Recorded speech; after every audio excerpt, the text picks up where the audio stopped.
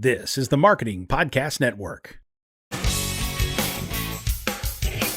Stories influence, teach, and inspire us. But what about the storytellers who create them? Uncorking a Story profiles storytellers to uncover how their background and life experiences influence the stories they create. We learn what motivates them, their path to success, and what fuels them to keep creating. It all starts by asking one simple question: where does your story begin? Welcome to Uncorking a Story. Now here's your host, Mike Carlin. Well, hello and welcome to Uncorking a Story. I'm your host, Mike Carlin, and today I'm excited to introduce you to Hannah Mary McKinnon. Before I do that, I just want to remind you to please follow Uncorking a Story on the social platform of your choosing. We're easy to find at Uncorking a Story wherever you are, whether that's YouTube, Facebook, Instagram, Twitter, TikTok, even LinkedIn. Thank you very much for that. And if you've not subscribed to Uncorking a Story, please do that on your favorite podcast app, and you'll be informed about our latest episodes. And lastly, please rate and review Uncorking a Story wherever you get your podcast. That's enough about a commercial for me. I do want to introduce you to our latest guest. Today's guest is Hannah Mary McKinnon, and Hannah was born in the UK, grew up in Switzerland, and moved to Canada in 2010. Her suspense novels include The Neighbors, bestsellers Her Secret Son, and Sister Dear, You Will Remember Me, and Never Coming Home. She joins me today to chat about her career and latest novel, The Revenge List. Welcome to Uncorking a Story, Hannah. Thank you. It's such a pleasure to be here. Really appreciate it. Well, it's a pleasure having you here, and I'm curious, where does your story as an author begin? So my story as an author actually began in Canada around about 2011, 2012, so a little bit more than a decade ago. When I came here, I left a very good corporate gig back in Switzerland, where I was the CEO of an IT recruitment company. And I came here. My husband's Canadian, that's the Canadian connection, and started up my own business, absolutely convinced that it would be the best thing since sliced bread. And it wasn't. The market spoke. It gave me a thumbs down, and the company failed within the first year of inception. So I needed to figure out what I wanted to do, if I still wanted to work corporate or try something else. And I decided at the ripe old age of 42 or whatever it was, to do something else. And that's when I started writing. What did you learn? I mean, you call that a failure, but what did you learn from that experience? A huge amount, an absolutely massive amount. I think it helped me in many ways because I realized that I don't like failure. I mean, nobody does, right? But it was horrible. It was really painful, and I didn't expect it because I was so certain that the company would work. And when I decided to write, and I wanted to go the traditional route, agent and traditional publishing deal, that I did not want to fail. I really, really didn't want this to not work out either. So I think what I learned was in the immediate was that tenacity and perseverance were really important, to just not give up, and to look at the situation as, okay, so that didn't work out. As Ross would say in Friends, pivot. And what am I going to do now? And when I decided to start writing, I didn't know if it would work out, but I knew that I would do everything I possibly could to make it happen and to just keep going. What I was also able to learn actually was that my business experience, my corporate knowledge of, say, networking and public speaking and so forth, and just industry knowledge, understanding how a business works, was really instrumental in understanding how publishing works and how I could translate what I'd learned in the world of recruitment into the world of publishing.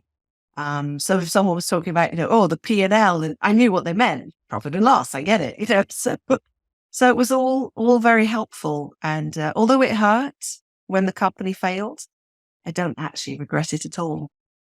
So you take on what I would not call a small project, which is writing a book.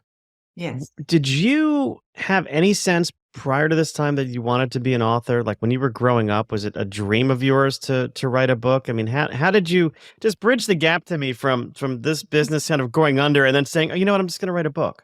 I'm just going to write, yeah, I'm just going to do that. So I loved writing in school, writing essays.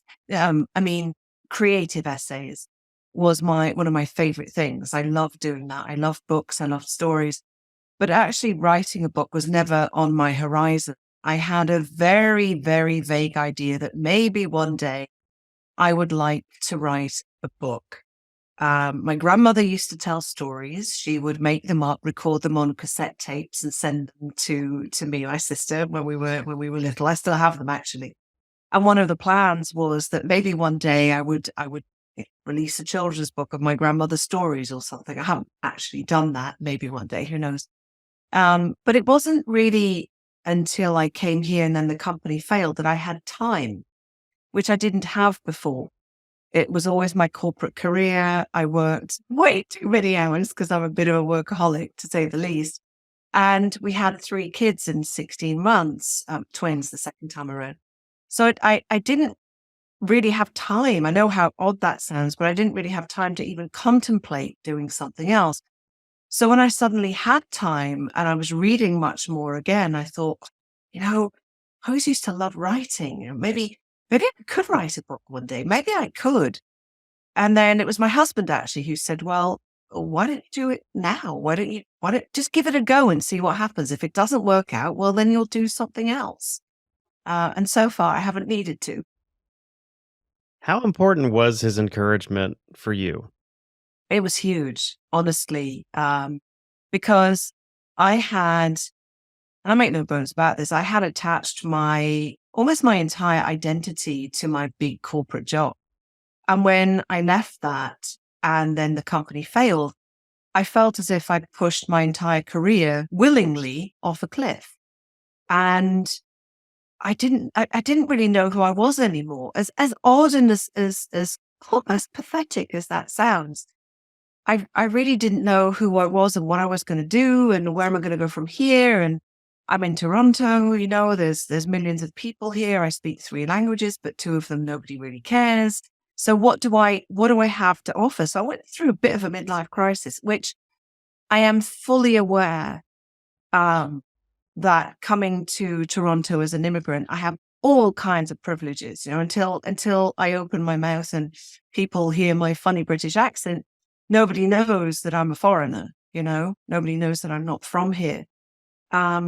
So I know that other people have it far more difficult, way more difficult coming here than I ever would. But nonetheless, when you're kind of stuck in your rut, you don't necessarily see that as much as you should at the time. So his input and his encouragement was huge. He was the one saying, "Come on, just give it out. Just try. Oh, will you, for the love of God, just give it a go." So he was instrumental, absolutely no doubt, in me finishing the book in the end.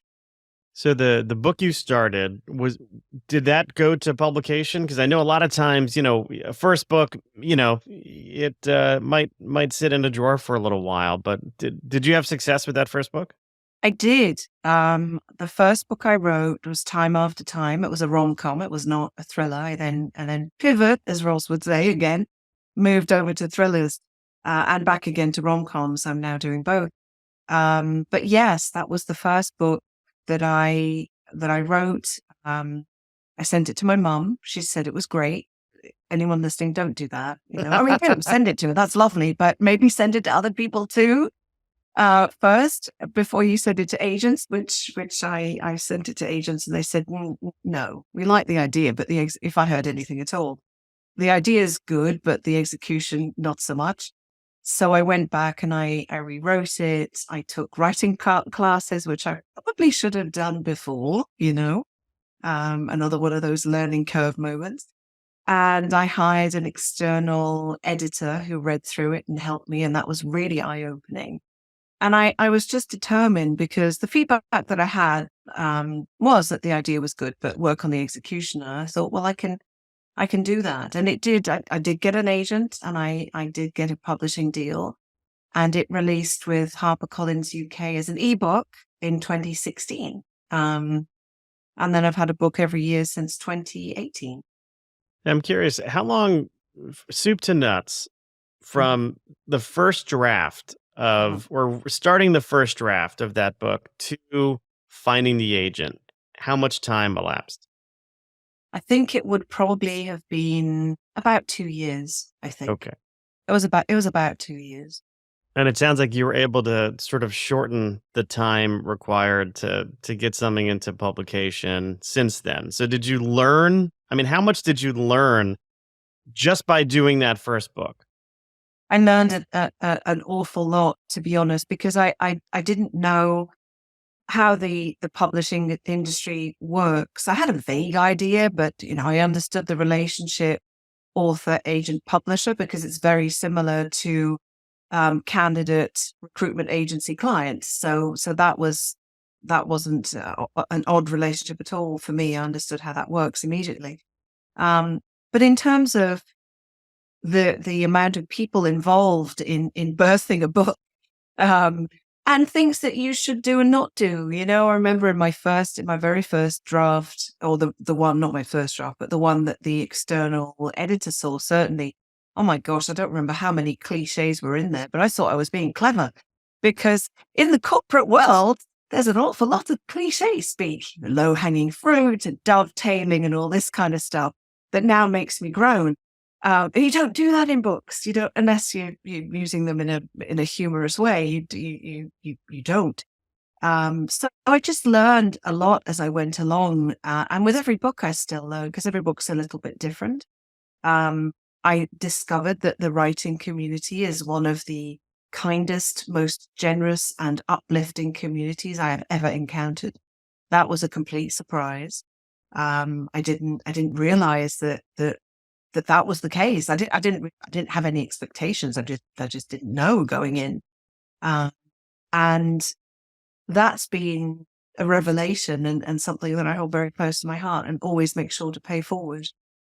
Yeah, it is a very supportive community, and it's surprising how supportive it is at time. I mean, we're all trying to do the same thing, so we're all kind of competing with each other at some point, but there's just so much love and support. It's Yes. And the thing I love is that, if somebody reads my book, it doesn't mean they're not going to read somebody else's, and vice versa. They'll read stuff that maybe I like and recommend, or other people like and recommend, or it's just a lovely, lovely community, and a complete surprise.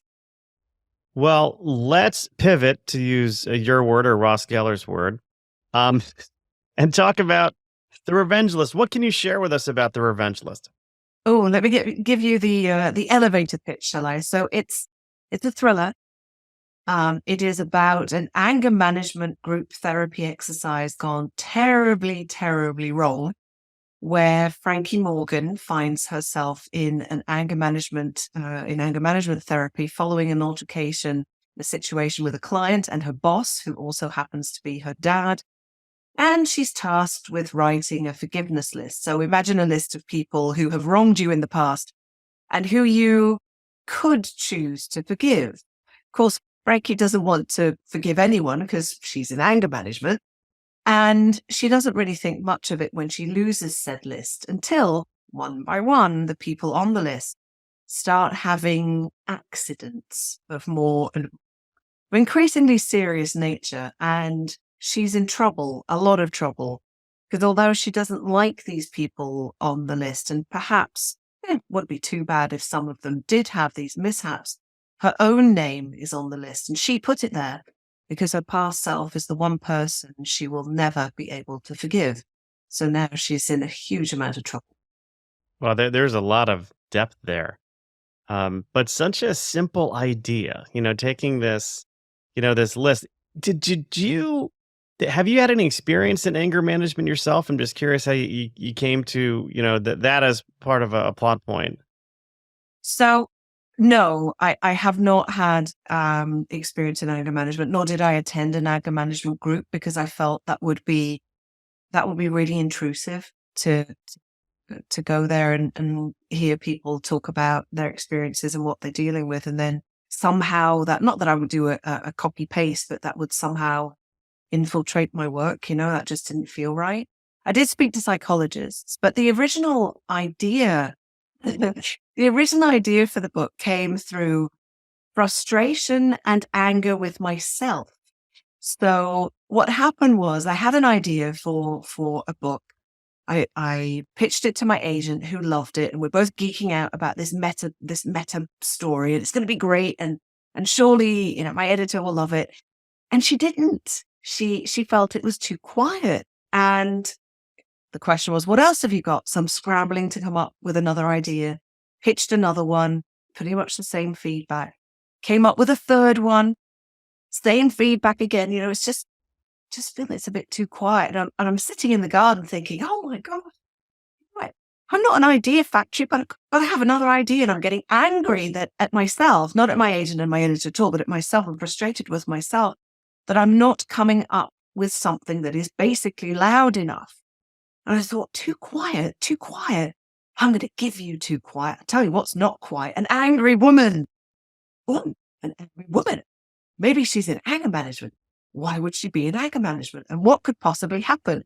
And then it just, went on from there. And that was the origin of the story. It was 3 ideas being rejected, for which I'm actually really thankful, because otherwise Frankie and her story would not exist.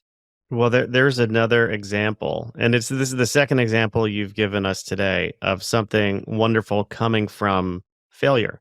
Yes. The first Yes, being, right. the loss of your corporate idea, career, Mhm. that business, and now you had 3 strikes, right? You were, if you were at bat, and I'll use American baseball as a metaphor here. Yes.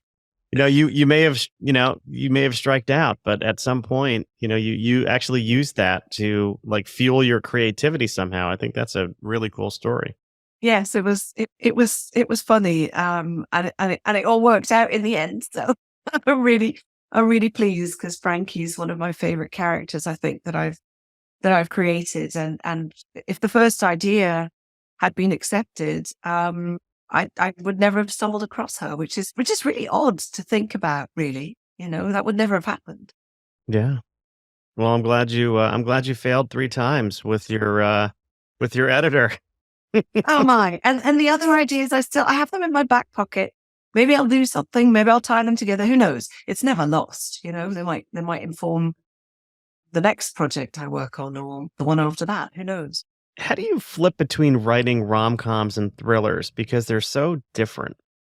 They are really different. So when I started writing my rom-com, The Christmas Wager, that publishes as Holly Cassidy, I have a pseudonym for the next rom-com coming up. One is in September. My initial thought was, oh, great, I don't have to come up with an extraordinary twist that's going to have to surprise or try and surprise everyone. Whew, that pressure's fallen away. And that thought was immediately followed by, oh no, everyone knows what the ending is going to be, because everyone knows that in a rom-com, there's a happily ever after. At least that's the serious expectation. How on earth am I going to keep people interested in this if they already know what the ending is going to be? Oh no, what have I done? Did I say I was going to do this? So once I recovered from that and realized, okay, you've just got to make it just like a thriller, really interesting, with mini cliffhangers at the end of every chapter, if you possibly can. Give people reasons to turn the page and no reasons to put the book down. I really approached it in the same manner, character. I plot. I'm a heavy plotter, but character development and character interviews and character backstory and a plot and a very detailed outline, and then multiple layers on top of my first terrible puke draft. Even though I plotted, it's just awful, because I'm just telling myself the story, and no one's going to see my puke draft. I would die if anyone saw those. That'd be terrible. So essentially it was really much in the same way, just without the murder. Well, that's the trick, right? I mean, just getting people to continue to read and turn the next page and go to the next chapter. Yes. Whether you're writing a Yes. thriller or a rom-com or Yes. or a mystery, that's the key. And if you can figure out how to do that, you're pretty golden. You mentioned having a pseudonym for a rom-com. Tell me the rationale. I think I might know the rationale behind that, but I'm just curious as to why. So my thrillers are with Mira HarperCollins, and my rom-coms as Holly Cassidy are with Putnam and Penguin Random House. And the idea was really that if somebody picks up a Hannah Mary McKinnon book, because The Revenge List is my 7th book, but my 6th thriller, they're expecting dark. People are going to die. There's going to be blood on the page. Not gore, but people will die. So it would be confusing potentially to have a book with Hannah Mary McKinnon on it and a cute cover and a love story. And what is this? What is going on? So we decided basically to have to not hide my identity. If anyone picks up the Christmas Wager, they'll see at the very beginning, it says that it lists my thrillers and it lists them as Hannah Mary McKinnon. It says that I'm a best-selling author of suspense. So we're not trying to hide my identity in any way. It's the same author photo, but just to have people make that distinction that this is not a thriller. This nobody's going to die here. There will be a happy ending, I promise. That was the reason. It's almost like in marketing, your brand can only extend so far. Yes. So if your brand is known for one thing and then you try to do something completely different, and this happened in my corporate career when I worked on the Pond's brand for Unilever, it was known as a cold cream for more mature people. Let's say more mature people. They tried to pivot, to use that Ross Geller term again, and tried to position it as something for much younger people. And it failed miserably because it didn't have the permission to enter sort of that space. This is something somewhat similar. It's, hey, you're known for thrillers. You can't just throw a rom-com at somebody under the same name, and it might cause some market confusion. It might do, yes. It muddies the waters a little bit. Yes, exactly. That's a great comparison. I completely understand that. Now, I think there's a market for really dark romantic comedies that might have a thrillerish, suspense type thing. I don't know what that would look like, but I think that would be kind of fun. That would would be fun. Like a really dark Hallmark, like I don't know what you'd call it. That would be that would be really fun. And funny you should say that, because it was Never Coming Home, last year's book. That's probably it's one of my darkest for sure, but it's also my funniest. If you like my sense of humor. If you don't like my sense of humor, then you probably won't find Lucas, the protagonist, antagonist of the story, very funny at all. But it's a story about a man who hires a hitman on the dark web to eliminate his seriously rich but incredibly annoying wife. And she's so annoying, hopefully the reader will almost be okay with what Lucas has done. But it's all written from his point of view, and the reader knows already from the back cover, and if not from the back cover from the first chapter, that this is not a good dude. He's not a good guy. But I had so much fun writing it. I had so much fun with the humor. That was the moment when I wondered, could I write a romantic comedy again? I tried to have in The Revenge List as well humorous elements, because it's 360 pages. There's got to be some light relief in there somewhere for me as I'm writing it, and hopefully for the reader too. But it was as I was writing Never Coming Home, I thought, this is really fun. I wonder if I could do this again. And then things aligned and it all worked out. So it's funny how things work out sometimes. Yes, it is. Well, we are going to take a quick break, and when we come back, we'll have a fun game to play with Hannah Mary McKinnon. Stay tuned. Don't go anywhere. And we're back. Amazing how quick that was. So fast. So fast. Well, one of the things I like to do to get to know my guests a little bit more is to try and have a little fun. Not that we haven't had any fun yet, but I've got some fun questions here. And basically, I'd like to get to know you a little bit more by digging into your pop culture history. So I'm curious, when you were growing up, when you were younger, what were some of your favorite things to watch on television? Oh my gosh. Okay. So I grew up in Switzerland in the 80s where we had 3 channels. One of them was in German, which was fine because I speak German. One of them was in French, which wasn't at the time because I didn't speak French at the time. I do now. And the third one was in Italian. So there was not a lot of choice. So wow, this is a really funny question. When I was very little, we used to watch a show called The Barber Papa, which I don't know if that ever made it to North America. It's this family of, this is going to sound so weird, this family of blobs who can basically transform into different shapes. They're like shapeshifters, I guess, but really kind and really nice. So I used to watch that. Heidi, of course, and I know that made it over here, the show at the time, was huge. And the young actor who played Heidi looked very much like my sister. So that followed her around for years. So when I was young, those would probably be the biggest one. And then later, we get a lot of the North American shows, the Starsky and Hutch, the Dukes of Hazzard when I lived in England. Oh, Dallas, of course. Oh, you gotta love the Ewing, J.R. Yes. Ewing, and Yes. So all fantastic. those 80s shows. Who shot J.R.? Oh, I can't say that. I'll spoil it.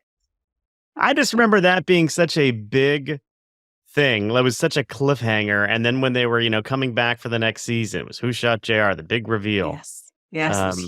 I actually used that as a plot point to a story at one point in time. Oh, did you really? I did. Because it was a book I wrote that leaned on a lot of 80s nostalgia. So I need to know the title of that one because I love it. It's my decade. What can I say? I know. Mine too. And then you must have been a Friends fan because you've quoted Ross Geller a couple times. So yes, a huge Friends fan. One of my friends used to buy it shows my age again, the VHS tapes as soon as they came out, as soon as they were released, she'd buy them from the UK, get them shipped over. And as so many people, we group around the TV and watch them. We binge watch them. That was our binge watching, not on Netflix or anything, but that's on right. VHS tapes. Yeah. So I have 3 kids. You mentioned having twins. I have triplets. Wow. And they are 21 years old now. But Friends, if I go downstairs, if they're home, chances they'll be watching one of 2 shows, either Friends or Seinfeld. Isn't that funny? I know. Our kids, we have 3 as well. Be 19 and the older one is 20. And they watch Friends too. It's one of those comfort things. It's just almost like a nothing bad's going to happen in Friends, and it's funny and it's familiar and it's just it's. I listened to Matthew Perry's autobiography, and that was it was sad, but it was also hugely interesting. Yeah. If listeners haven't had a chance to get hold of that one, I highly recommend it. Yeah, I should get him on the show. You should absolutely do that next I week. will. I'll call him later. I'll send him a text. I'll send him a text. Absolutely. We talked about TV. What about? How about this? Favorite romantic comedy? What's your favorite romantic comedy? Favorite, and I know people are going to hate me for this, but the one I watch along with The Family Man, which I watch every year, is Love Actually. Oh, sure. Yeah. Yeah. I feel it in my fingers. Exactly. I'm not going to sing, but yes. No, I shouldn't be singing either. But that song will get stuck in my head now for the rest of the day. Sorry, not sorry. No, that's okay. It's all right. I love that. That's a great movie. It's a great movie. What's yours? My favorite romantic comedy? Yeah. Oh my gosh. This is where I need my wife to help me out here. Well, it's not really a comedy. What was the one? Oh God, I got so mad at her because the movie made me cry. Oh no. The Notebook. Oh, The Notebook. But it's not a romantic. I wouldn't call it a rom-com. So maybe that shouldn't be on the list. It's heartbreaking, actually. It is, but it's beautiful because it reminds me of my parents. Oh. The older couple, because my parents are 90 and 91. They've been together for 66 years. And, oh, wow. That's lovely. Okay, but rom-com, geez, I love... Oh gosh, I liked Notting Hill. Is that a rom Yes. com? Would you call that a rom Yes. com? That's got some 100%. com. Yes. It's got Classic. com and rom. Yeah, that's the first one that comes to mind. It may not be my favorite though, so I don't know. We'd have to discuss a few more. I really like About Time as well, which is Mm. Richard Curtis. That's a really good one too, with a time travel element in it, and that's hugely funny. And Margot Robbie. I mean, I think Margot Robbie's in it. Yes, I'm pretty sure she is. So Well, I'll put it on my list just for Margot Robbie. yeah, there you What go. about but Family Man? Was that the one with Nicolas Cage? The Family. Yes, the one with Nicolas And Cage. Yeah. Don Cheadle plays the angel kind of character, or the one where Yes. he sees his alternative life. Yeah, that's Yes. a great movie. It's a fantastic. Taya Leone. Taya Leone. That's the one. Yeah. Oh. It's one of my favorites. Okay, how about Down to Me then with David Duchovny? I think it was David Duchovny and Minnie Driver maybe. Oh, I don't think I've seen that one. That could be one to think of. I think it's called Down to Me. I could be confusing it. But it's very good. It's very good. All right, how about music? What did you like listening to growing up? I had a total utter crush on Boy George from Uncorking. I don't think that feeling would have been reciprocated. No, But, no, I accept that. But I just thought he was cool, and I love the music, and I just loved them. I thought they were great. Duran Duran as well. You know, all the 80s. Oh, yeah. Spandau Ballet. You know, all those classic ones. And it's funny actually to listen to hear the lads listening to some of the 80s music and actually liking some of it. My novel next year, don't have a title yet. We're still debating titles. Is actually about the rise and ultimately violent demise of an all-female pop rock group called the Bittersweet. Now, it's not set in the 80s. It's set in present day, but they are heavily influenced by music of the 70s, 80s, 90s. So I was able to, geek out about my love of 80s music as I wrote it, which was really fun. I did. I wrote a book called Motel California. And each chapter title I was a big fan of like 80s hard rock and heavy metal. And each chapter title was named after a hard rock or heavy metal song. I love that. And it wasn't forced. Like it wasn't even forced. Like it was actually pretty natural. But it was very self-indulgent at the same time. Well, that's okay, surely, isn't it? I mean, the 80s music is very popular at the moment. It has remained, going through still a bit of a revival. Actually, on August 1st, I am seeing, which I never thought would happen, Culture Club in concert. Oh, wow. I know, in Toronto. I can't wait. It was so much fun. How many original members are left? I think all of them. Oh, wow. Okay. I think it's all of them. And I'm going to know all of the words to the songs. And even though I can't sing for love or money, I'm going to sing. As you should. Apologies to anyone standing around me in advance. What are some of your favorite places to read? Where do you like to go when you read? It depends on the season. So in the summer, I love sitting outside in the garden in the shade, because otherwise I burn and that's not fun. In the winter, I love sitting in front of the fireplace. But I think my favorite place is in bed with my Kindle. There's no shame in that. No, that's my favorite. That's what I like the most. And it doesn't matter, Rob's asleep. I've got my Kindle. It doesn't matter. No lights. It's all fine.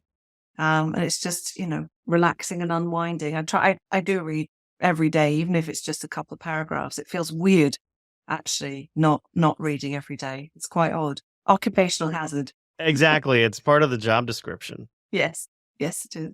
What about favorite places to write? You have a favorite place to write? I do, and that depends on the stage I'm at with the book.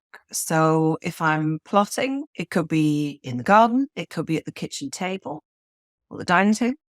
When I'm writing my puke draft, as I like to call it, the very technical term, I'll be in the spare bedroom on my laptop with my phone somewhere else, nowhere near me. Get that thing away from me. I'm not touching it. And sometimes I'll switch off the internet on the laptop as well. So I'm really undisturbed.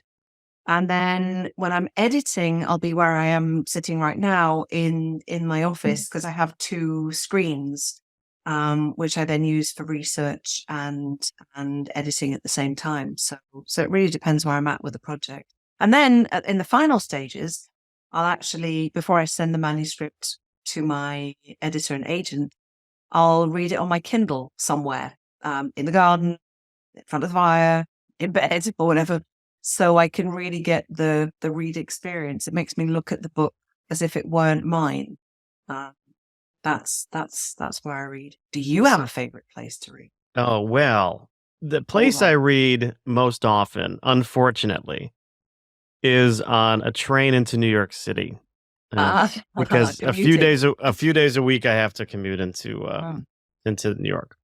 But I do that out of necessity. I'd love to read. We typically go on vacation in the summer to Cape Cod, Massachusetts, and Harding's Beach is probably my favorite place to read. And I too have a Kindle. I love having a physical book. But when you're at the water and it's windy, yes, the Kindle makes it so much easier to read. It really does. So and when you're on the train, I'm curious, when you're on the train and you're reading a physical book or on the Kindle, do commuters ever engage, or is that no, like it is in Toronto? You don't look at no. Do not. Actually, I have a blog that I keep called The Trains of Our Lives, which I love that. Which, if I find people behaving poorly on the train, I will snap a picture of them. Oh. And then I'll block out their face. Of course. I'm kind like that. But then I will write a little story about them. Just a quick caption. And it'll be completely fiction, completely made up. But because they're talking loudly, they become, a star on what I call the first train-based soap opera, which is The Trains of Our Lives. That's brilliant. And what constitutes behaving badly? Oh, if it's the morning, right? If it's 7 a.m. and everybody in the car is just half asleep, just trying to get to work, doing reading, and two people are having a loud conversation, yes, that'll do it. Yes. That'll do it. If somebody's eating loudly or just like, you don't eat on the train, don't do it. Don't do it. Taking a phone call. No. Yes. No, you don't take a phone call. No, you don't. You wait. That call can wait. In my opinion, that call can wait. Yes, unless it's a huge emergency, then yes. But if it's just talking about the weekly sales reports or something, then does everyone need to know? No, I don't want to know. I don't want to know about his weekly sales reports or what happened at the wedding last weekend. I don't need to know any of that. You're going to have lots of worried people potentially now rushing to Trains of Our Lives thinking, oh no, is that me? Am I on there? It's possible. Just, don't go on Instagram and then you won't see yourself. I used to have it on Facebook, and then I'm like, nobody is on Facebook anymore. So I moved it to Instagram, and whatever. That's enough about me. Are you interested in playing a game, like a quick game? Oh, I'm game. The game is one of puns. I'm kidding. No, the game it's called the alphabet game, and we're gonna write a story, one sentence at a time. All right. And the only rule is the first word in each sentence has to start with a letter of the alphabet that we're at, right? So A, B, C, D. Now, I've never done this before outside of an improv class. So I'm trying this the first time. If this fails miserably, that will be fun. Of course it will. And something good will come of it, as we have established. Exactly. So to make this easy, I'm going to make sure that we all know what letter we're on. We have two things to decide here. Where does our story take place? And then what is our relationship to each other? We're on a train. Perfect. And we're just sitting in the pod. We do not know each other. And we're strangers. Yes. Now we're going to have to break my rule Uh-oh. And Because we're having a conversation on the train. We're off the bat, we're breaking my rule, but that's okay because this is not about me. And maybe it's not rush hour, so it's okay. All right, maybe it's a different time of day. Yeah. Oh, perfect. All right, so let's start. Do you want to go first or should I go first? Go first.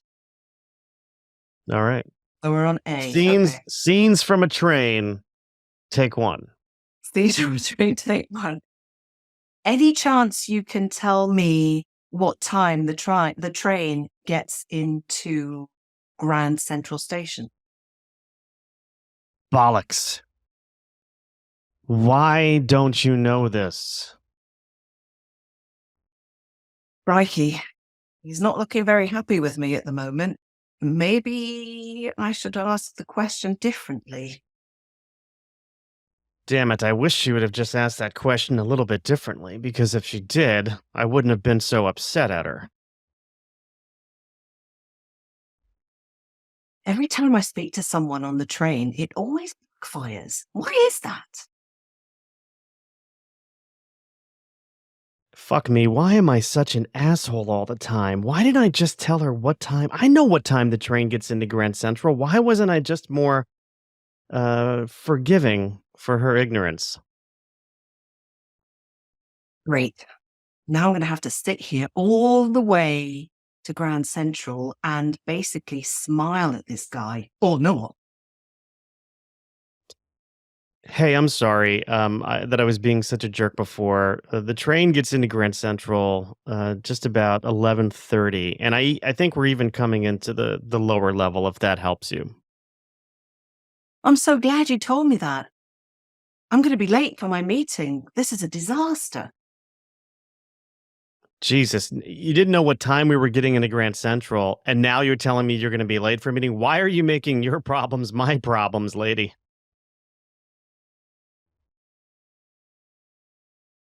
I'm trying to figure something with a Kenny. Hold on. Keep cool. Keep cool. He's looking at you with daggers in his eyes again. Just keep cool. Lady, I'm sorry. I've been having a bad day. This morning I found out that my 22-year-old cat is pregnant with kittens. I didn't even think that was possible. And now within a few months, it's like I'm going to be a crazy cat man. And I just don't know how to deal with this new reality. Hey, gosh, that's extraordinary. Maybe you could tell me a bit more about your cat. Neverland. My cat's name is Neverland. She's a tabby, a rescue cat. We think she was feral at one point in time, but apparently she's been getting around the neighborhood. Oh, wow. That's one way to look at it. This is amazing. Maybe you could have some kind of news article written about it. Perhaps I could find somebody interested in writing a news article about a 22-year-old cat who's now pregnant and going to give birth to kittens. It'll take some time. I will look into that. That's a great suggestion. Question is, though, how many kittens is she going to have? Do you know?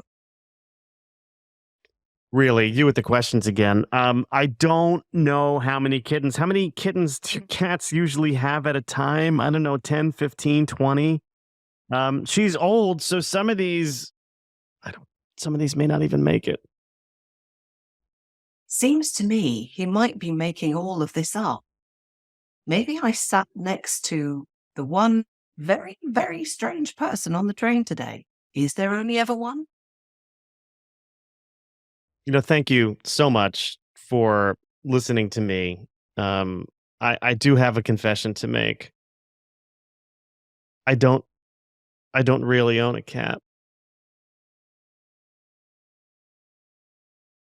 Well, this is getting a bit strange. You don't own a cat? Do you have any pets?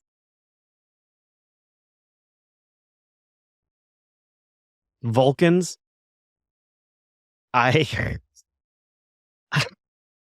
I have a pet Vulcan. His name is Spock, and I keep him on a leash in a trunk in my basement. What? Are you a Trekkie fan? Exactly. I am a Trekkie fan, and as this train ride comes to an end because we're heading into the tunnel, I want to tell you to live long and prosper. Yes, that sounds like a great idea, and the same to you. Zoinks! I think it's time to go. A Z, like how many Z words can there be? I went all Scooby-Doo on that. Okay, zoo, zebra, zoinks, that's fine. That works. Zoinks is a cop-out. That was just a cop-out. That was a cop-out. I think we did all right. True. We did okay. I don't think that's going to make it to the shelves anytime soon. I don't think it'll be on the New York Times bestseller list, alas. But sitting next to a strange person on the train. I mean, look how many, like The Girl on the Train. That was a great book. Yes. And she was a little odd. Yes. Her psychological state, and the effects of gaslighting. But our time together is sadly coming to an end. My final question for you, because I always have a final question, is if you could write a letter to your younger self, call it Dear Younger Me, what are some of the things you would tell a younger Hannah Mary McKinnon? I think I would tell my younger self to have a bit more confidence in my abilities, because I suffered from imposter syndrome for a long time in my corporate gig, and also when I was writing. I don't think I called myself an author until book 4 released. Oh wow! I just didn't feel that I had the right to call myself an author, and not that there's absolutely nothing wrong with being humble. In fact, I think it's a good thing, but not being confident in your abilities can also make it seem as if you're not confident in the abilities of those who are supporting you. That you don't trust that what they're doing or what they're saying. So that's definitely one of them. And the other one I think would be put the cookies down and move more, love, because weight's way more difficult to shift in your 50s than it is in your 20s. Ain't that the truth? I mean, I think the minute I turned 40, which is almost 10 years ago, I used to be able to just think about running and weight would come off. Yeah. And then it doesn't really work that way. No. It doesn't. I run more than I did back in my 30s, and it's like I'm maintaining. I do obstacle runs, mud runs. I do them for the mud. The running, I could take it or leave it. So I admire runners. I really do. I wonder if sometimes I think I really should do that, but I cop out and I walk. So that's better than nothing. Yeah, it is better than nothing. Well, we've been talking to Hannah Mary McKinnon. Hannah Mary McKinnon, do you have any social media or a website, any place that the people who are listening might want to look you up on? Absolutely. Yes, please. So my website, my Instagram, and my Facebook are all Hannah Mary McKinnon. And my Twitter is Hannah M. McKinnon. Come say hi. I love hearing from readers. It's really fun. There you say hi and then play the alphabet game. Maybe do it by email. You never know. You have a bit more time to think. Well, Hannah Mary McKinnon, thank you for stopping by Uncorking a Story and letting me uncork yours. My pleasure. Thank you very much. This has been so much fun.